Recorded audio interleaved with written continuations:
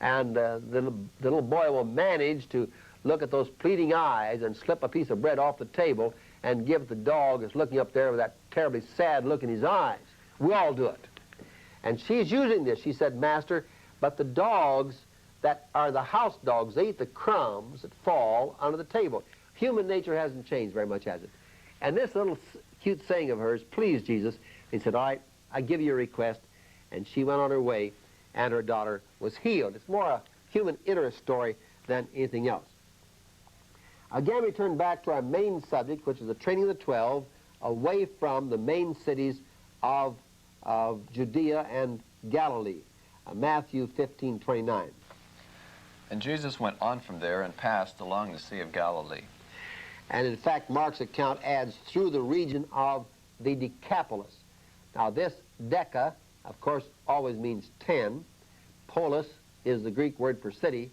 So Decapolis consists of some 10 cities. They varied from time to time just which ones were included. And these are essentially east of the Sea of Galilee, one or two a little bit to the south, and some to the northeast. But he is still then outside of the beaten path among his own people. Matthew through verse 31. And he went up into the hills and sat down there. And great crowds came to him, bringing with him the lame, the maimed, the blind, the dumb, and many others. And they put them at his feet, and he healed them. Now this is one time that he now is allowing himself in this time of retirement to speak to a large number of people. And one of the people he heals is a man who is deaf and also cannot speak well. The two are often related because if you cannot hear right, how can you speak right? But he took him apart privately and as a kind of a point of contact put his fingers into his ears, and then he spit and he touched his tongue and he looked up and said a word which means be opened. And the man could hear and his tongue was able to speak. But because Jesus did not want to have his ministry based basically on healing, but rather on the teaching, he told the man, don't tell anybody. But the fact of the matter is the man went everywhere and told it. And then we have a very famous statement made of Jesus that they were astonished beyond measure. And what did the people say? He has done all things well. He even makes the dumb hear, the deaf hear, and the dumb speak. He has done all things well, and they glorified God. We'll just mention in passing that the next passage we have here is that of the feeding of the 4,000, in which the circumstances, the results are very similar to those of the 5,000. So we will go down to Matthew 15, verse 39 following. He got into the boat and went into the region of Magdalene. And the Pharisees and Sadducees came, and to test him, they asked him to show them a sign from heaven. He answered them, when it is evening, you say, it will be fair weather, for the sky is red, and in the morning, it will be stormy today, for the sky is red and threatening. You know how to interpret the appearance of the sky, but you cannot interpret the signs of the times. An evil and adulterous generation seeks for a sign. But no sign shall be given it except the sign of the prophet Jonah. Here we have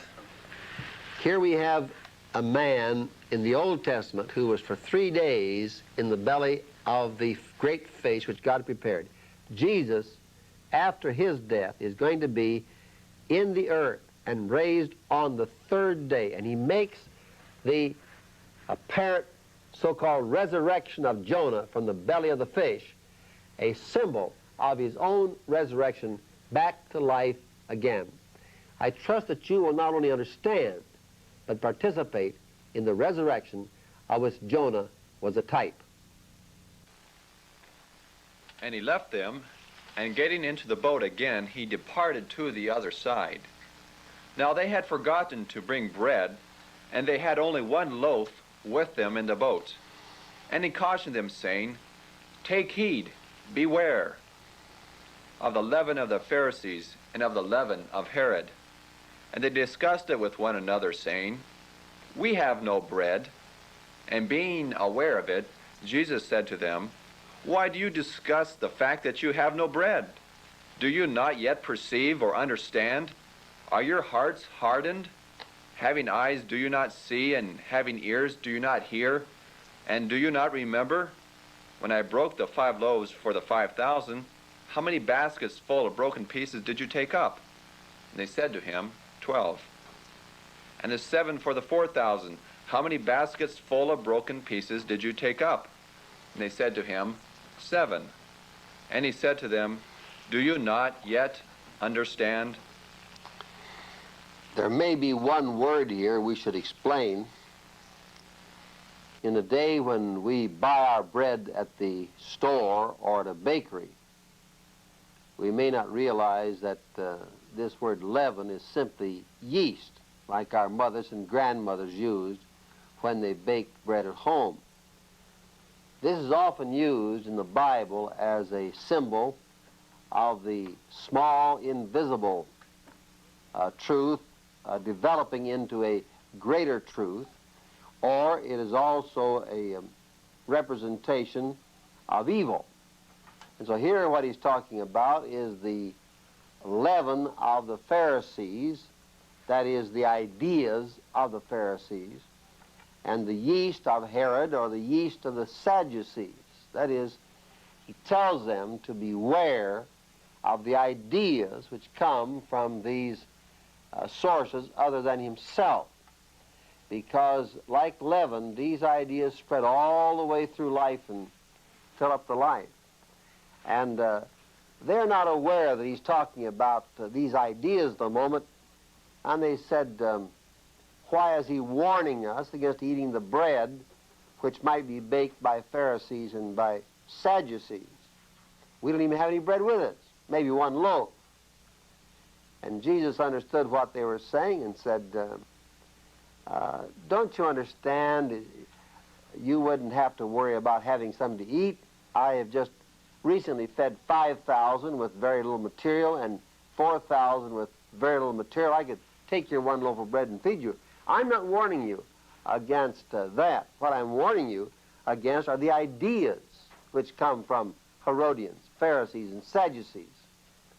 The characteristics, of course, of Herod or the Herodians would be those who follow the political admonition, if you can't lick 'em, join 'em.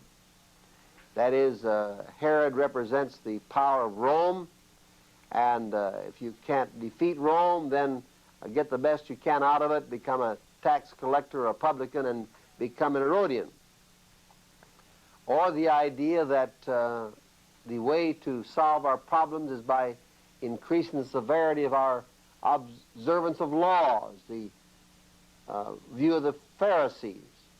Or the Sadducees were skeptics and did not believe in the miraculous, did not believe in the life to come, did not believe in the resurrection, did not believe in angels. So we have 3 completely different points of view here, but none of them is right. And Jesus warns us against taking any of these 3 views, the view of compromise, the view of unbelief, or the view of trying to be righteous by over legality. We'll carry on now by reading from Mark verse 8, verse 22 following. And they came to Bethsaida, and some people brought to him a blind man, and begged him to touch him.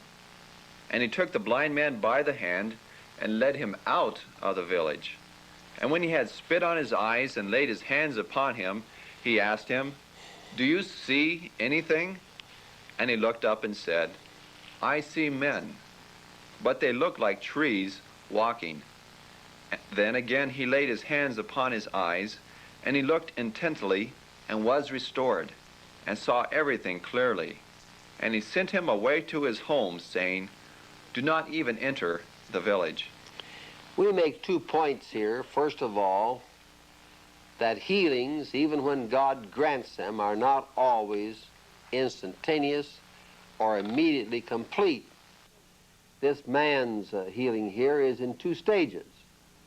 He has been blind. Jesus put some spit on his eyes and touched his eyes, and then he said,